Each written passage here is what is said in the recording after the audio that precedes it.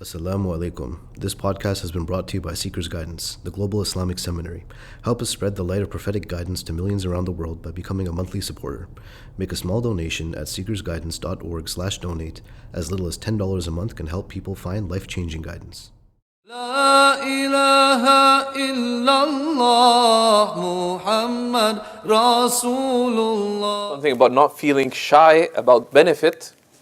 When I was in Damascus, daily there would be it's one of the beautiful traditions of Damascus at the Grand Umayyad Mosque. Daily between Maghrib and Isha, they used every day except Fridays, so 6 days a week, they would read the primary reference book for fatwa in the Hanafi school, Shaykh Adib and the head jurist of the Hanafis, Shaykh al-Razzaq al-Halabi. He was the Shaykh of this lesson. And the people attending would include some of the very distinguished scholars. My own teacher, Shaykh Muhammad Jum'ah, was in his 4th complete reading of this reference work. And he was the reader of the lesson. So he'd been attending the class daily. It was his 17th year, right, daily. And others, Shaykh Fawaz al-Namir and others as well. And two things stand out about this idea of not being shy of benefit, that one day the class was taking place. So Shaykh al-Razzaq al-Halabi is sitting. And we have in the West what's called the chair of this department, the chair of that. That actually comes from the Islamic tradition. That in the great mosques, they'd have the kursiyut tadris, the chair, the teacher's chair. Yeah. And so Shaykh Abd al-Halabi had the teacher's chair and he'd be sitting on it. And Shaykh Abd was a very short man. He basically kind of disappeared in the chair. Because it was like a whole, like an armored vehicle kind of thing. It was a big chair and he was quite elderly. So he's bent over. You could barely see him from on top of the chair. May Allah have mercy on him. And it was a dars that had very strict standards because you're not supposed to talk in it. Scholars would plan in advance if they would ask a question. The Mufti of the Shafi'is, who was his son-in-law, would attend sometimes, just sit on a chair, like just a regular chair to his right, but he'd be relaxing because he'd been giving fatwa all day and teaching. Once in a while, he'd make a comment. And Shaykh Abd al-Halabi would look at it. This is the Mufti of the Shafi'is of Damascus, which is not a joke. We'd give him this glare. Once in a while, he'd sort of put his hand and once he actually told, because he was just what is this ruling? Because it was very strange for a Shafi'i, some ruling. I started speaking. He looked at it and said, "Skut." He told him, be quiet. And we all wanted to disappear. This is the Mufti of the Shafi'is. Right? How could you say that then? But it was this lesson is serious. Then one day, there's a Qibla door at the Grand Umayyad Mosque. And Shaykh Adib Kallas walked in.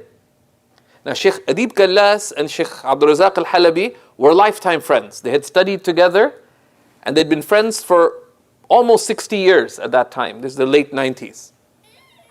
So Shaykh Adib came in, and this was unusual. So immediately, but Shaykh Abd al-Halabi gave permission. One of the mashayikh went and got a chair, put it next to Shaykh Abd al-Halabi, whose lesson it was, and Shaykh Adib said no. He went and sat right at the back, in his late 70s at that time. And they insisted that he sit. And he sat right at the back, cross-legged. And he was an elderly man. It's not easy to sit on the ground for him. And they insisted. And he just said, I was one of the youngest people there. I was sitting at the back anyways.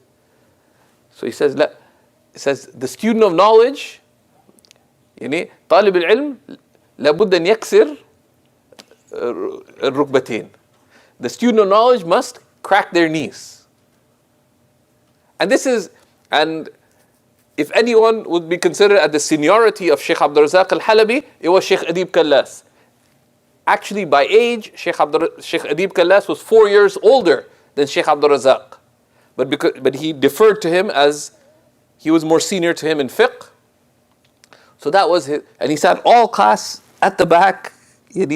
Twice actually Shaykh Abdul-Razzaq asked him, what do you have to say, Ya Shaykh Adib?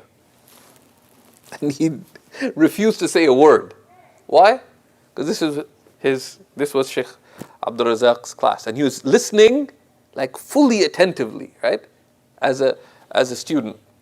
Rahmatullahi alayhi. This is the sort of the standard of concern and humility they had, but then also this spirit of taking religion seriously. Two of the scholars who attended that class, both had been attending for more than 15 years, daily. They were invited for a wedding on a Saturday night outside Damascus, in the evening. That would have entailed that they would miss the class. So they were planning, because on the side, in the far corner, at the front, was Shaykh Abdul-Razzaq's office. So outside, like little kids asking for permission to do something quite questionable, to stay out late or something. They planned out who will say what to go ask Shaykh Abdul-Razzaq for permission to miss one day of the class. I was just listening in because I was young. I thought this was so cool, right?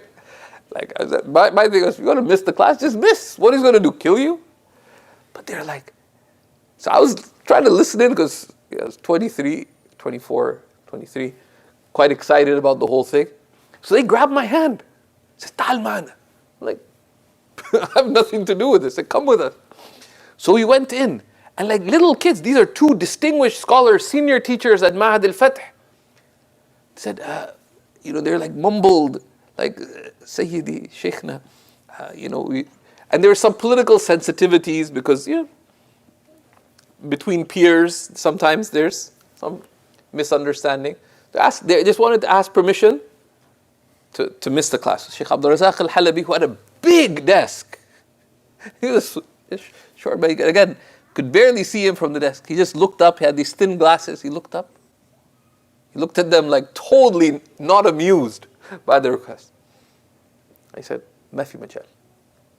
And then he started looking at a book. He said, "That's not possible.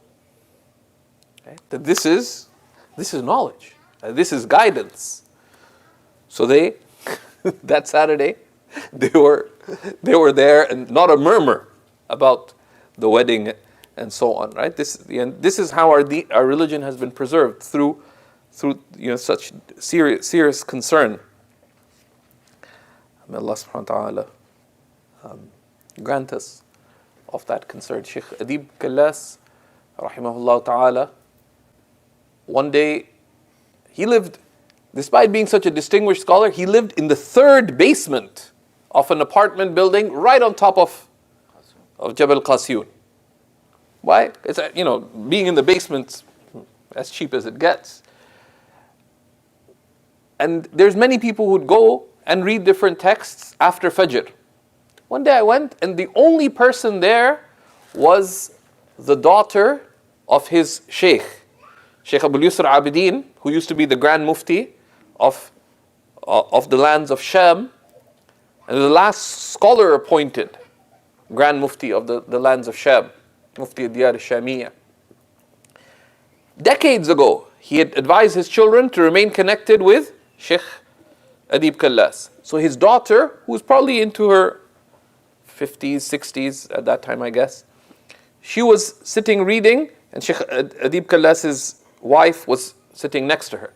So I went and I was like, where's everybody else? So they finished, I went in, and they left the room, I went in, and there's no one else there. And that's really strange, because usually there'd be 5, 6, 7, 10 people, each would read a little bit and go. No one there. So we read extra long. Nobody's there. Like, that's so strange. I went up the stairs, and the mistake was mine. Right at the entrance of his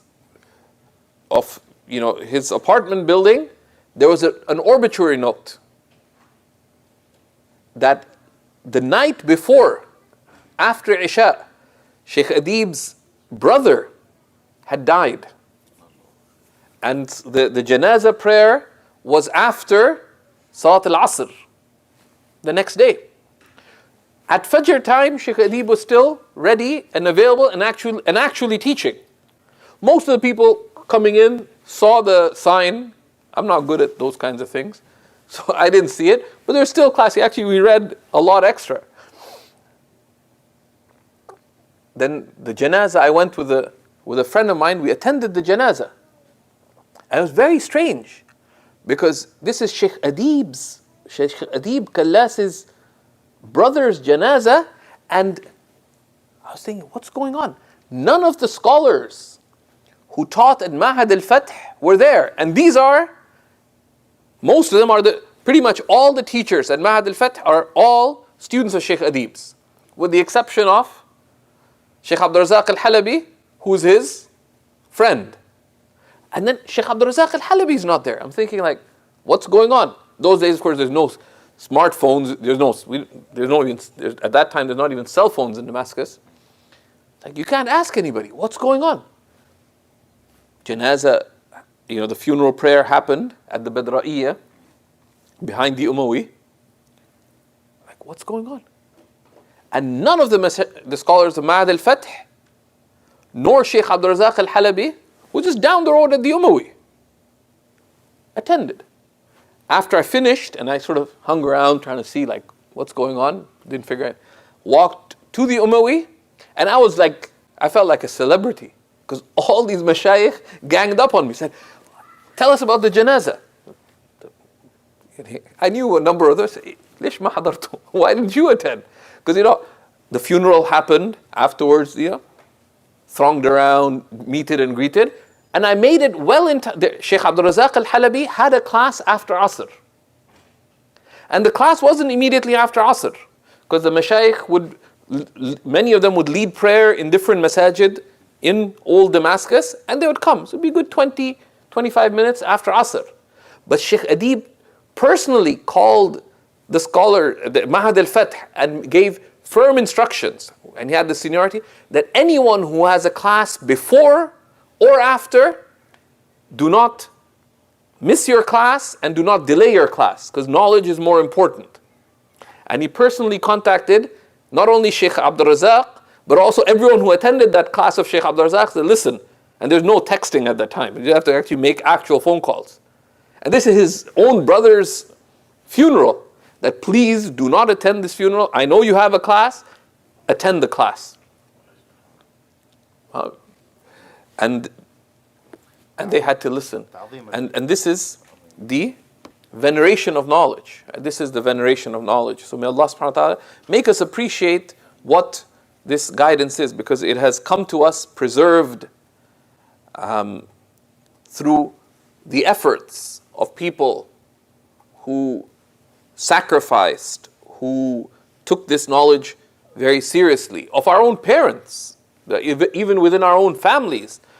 Sometimes we look at our parents, we notice they didn't do this, they didn't do this, they didn't do this. The fact that Islam, for those of us who are from Muslim families, Islam is preserved for hundreds of centuries in many of our families. That is through effort and sacrifice and commitment and concern. So may Allah subhanahu wa ta'ala grant us to take that seriously. Wa sallallahu ala sayyidina wa nabina Muhammad wa ala alihi wa sahbihi wa sallam. Walhamdulillahi rabbil alameen.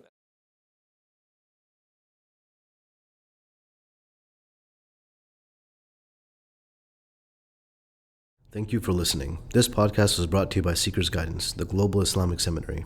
Visit seekersguidance.org to access reliable Islamic knowledge taught by qualified teachers. We offer a wide range of courses, podcasts, articles, and a world-class answer service. Support us in spreading free, reliable Islamic knowledge to millions around the world by becoming a monthly supporter. Visit seekersguidance.org/donate and make a small monthly commitment today. Our beloved Prophet, peace and blessings be upon him, said, "Whoever guides someone to goodness will have a similar reward." So don't forget to share this podcast and spread prophetic guidance.